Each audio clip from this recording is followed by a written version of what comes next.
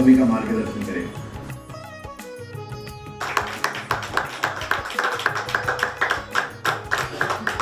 धन्वंतरी भगवान की जय, ज्ञानेश्वर महाराज की जय।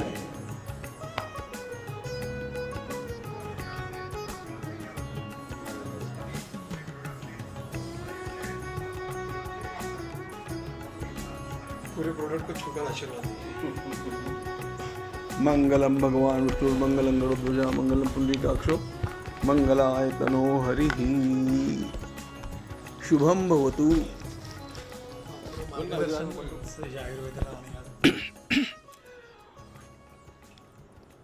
वर्णानाम अर्थसंघानाम रसानां छंदसामपि मंगलानां च कर्तारौ वंदे वाणी विनायकौ। आज अक्षय तृतीया के इस पावन दिन पर सोहम प्रोडक्ट्स के माध्यम से 5 नए आयुर्वेदिक उत्पाद सामने आए हैं।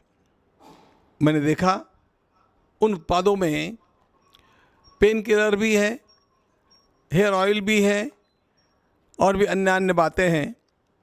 इन 5 उत्पादों के साथ और 9 उसके वेरिएंट्स भी आ रहे हैं।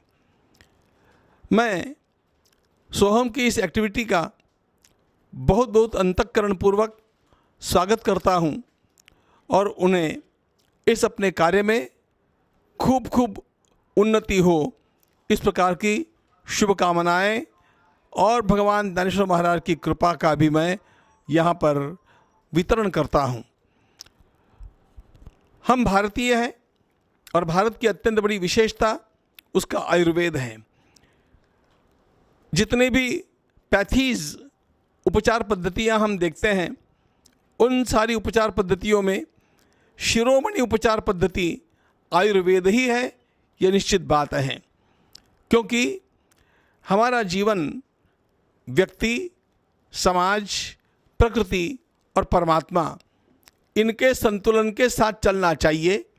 यह जो मूल वेदों का विचार है, आयुर्वेद में उसी प्रकार की उपचार पद्धति है और इसीलिए आयुर्वेद किसी भी प्रकार का हमारे जीवन को नुकसान न पहुंचाने वाला एक अत्यंत उपाय ऐसा है जिसका अनुसरण करने वाला निश्चित रूप से शताधिक वर्षों तक जीवित रह सकता है।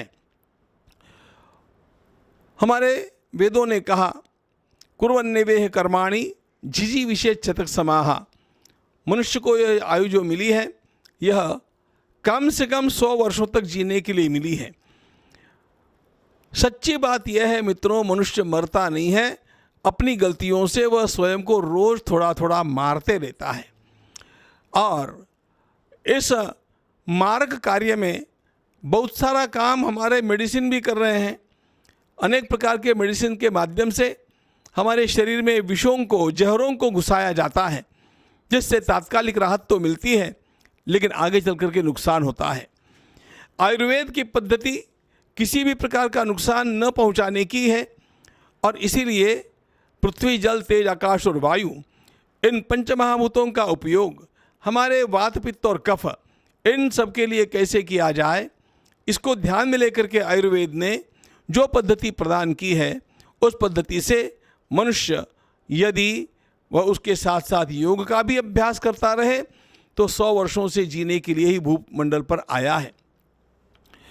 आयुर्वेद ने हम लोगों को न केवल बीमार होने के पश्चात हमें क्या करना चाहिए ये सिखाया, बल्कि आयुर्वेद ने ये भी सिखाया कि कभी बीमार न होने के लिए क्या करना चाहिए।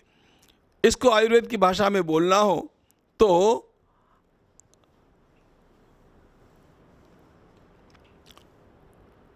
आतुरस्य व्याधि मोक्षणम, यह पहला सूत्र है। आतुर का यानी जो बीमार हो गया उसका व्याधि मोक्षण करना, यह पहली बात। लेकिन स्वस्थस्य स्वास्थ्य रक्षणम, यह महत्वपूर्ण सूत्र है। बीमार होने के पश्चात उपचार किए जाए, यह पद्धति तो ठीक है, आवश्यक है, लेकिन बीमारी आवे ही नहीं, इसलिए क्या किया जाना चाहिए, यह सिखाने वाला एकमात्र आयुर्वेद है। और इसलिए मैं तो आवाहन करूंगा कि हमारे देश में और विदेशों में भी आजकल अधिक लोकप्रिय होते जाने वाले इस आयुर्वेद की पद्धति का अधिकाधिक प्रचार करना भी एक देश सेवा का अत्यंत बड़ा आयाम है।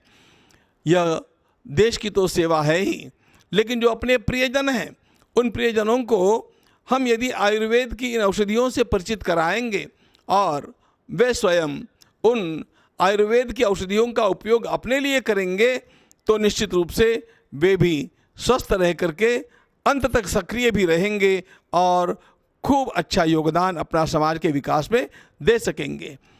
और इसीलिए इस आयुर्वेद की चिकित्सा पद्धति का और उस चिकित्सा पद्धति में निर्मित इन सारे उत्पादों का मैं हृदय से स्वागत करता हूँ। मुझे बहुत अच्छा लगता है जब भी कोई आयुर्वेद के लिए काम करता है, संस्कृत भाषा के लिए काम करता है, योग के लिए काम करता है, भगवत गीता के लिए काम करता है। इन्हीं बातों से मनुष्य का जीवन अधिकाधिक उज्जवल होता जाता है और उस जीवन को उज्जवल बनाने के लिए ही तो हमारे ज्ञान का उपयोग होना चाहिए। ज्ञान लोगों को चूसने के नहीं, लोगों का उपकार करने के काम आना चाहिए। और उसी प्रकार ये सारे हमारे भाई बहन मिलकर के आयुर्वेद को अपना आधार बना करके सबकी सेवा में संलग्न है। मैं इन सभी के लिए बहुत बहुत शुभकामनाएं प्रदान करता हूं और इन उत्पादों का लोगों में व्यापक प्रचार हो इस प्रकार की आशा करता हूं। आप भी सभी लोग इन अन्य उपचार पद्धतियों को दूर करके और आयुर्वेद को ही अपनाएं, ऐसी मेरी धारणा है। मैं स्वयं इसी बात का पथिक गत लगभग 50 वर्षों से रहा हूं और इसलिए 40 वर्ष रोज काम करता हुआ भी मैं एक भी दिन बीमार नहीं हूँ। इसका मूल श्रेय आयुर्वेद को जाता है। आप भी यह कर सकते हैं और इस प्रकार के अनेक प्रयोग अनेक ऋषियों ने किए हुए हैं, उन सब का लाभ लेना यह हम लोगों की अत्यंत बड़ी परंपरा की संपदा है। यह परंपरा की संपदा लोगों तक पहुंचाने के लिए निमित्त बनने वाले आप सभी का पुनः अभिनंदन, धन्यवाद।